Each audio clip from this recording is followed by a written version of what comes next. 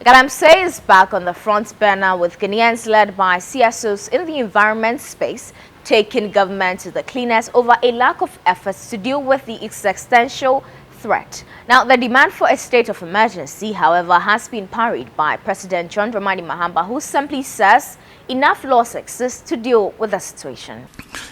I've been reluctant to implement a state of emergency in the galamsey fight because we've not exhausted the powers we even have without a state of emergency. We have the opportunity to arrest anybody, to confiscate any such thing. There are laws for forest protection and all that give us enough powers to be able to act. Implementing a state of emergency might sound nice, but it should be the last extreme, the last resort. So for now, let's exercise all the powers we have. And if it becomes necessary for a state of emergency, then we'll look at it. It means we have to go to Parliament. The President can't just declare a state of emergency without, going to Parliament, because there's a limit to how long you can maintain that state of emergency.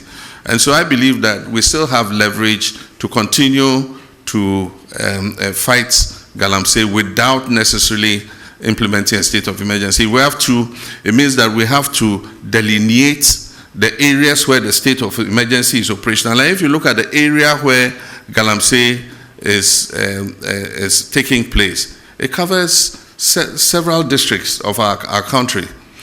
And so we would do it if it becomes necessary. But for now, I think that we've given the security services enough powers to be able to deal with people who are found to be involved in galamsey. While these comments have been courted quite a disaffection for the president, questions remain about what a state of emergency would fully mean.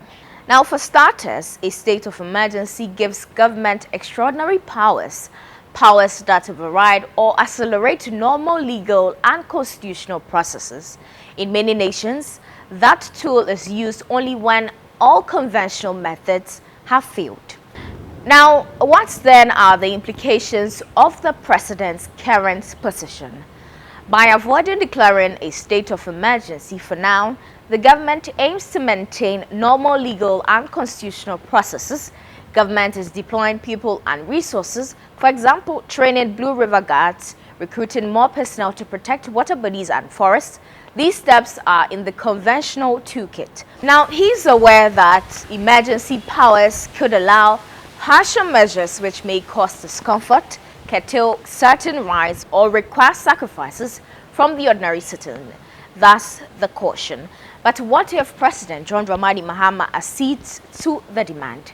We would see security forces could be deployed at scale, not just as task force, but as permanent enforcers in mining areas. Access to rivers, forests, and affected lands could be restricted, with movement tightly monitored. Equipment used in illegal mining, such as excavators and fangs, could be seized and destroyed without the usual lengthy legal battles, and courts could fast-track galamsey cases, handling down sentences with little delay.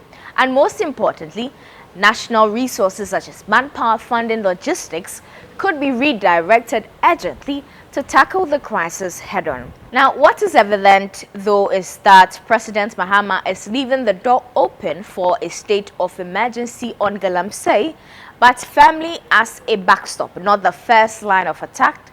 His position is use what we already have, strengthen the enforcement, and only when that fails, consider extraordinary measures, that is, the declaration of a state of emergency.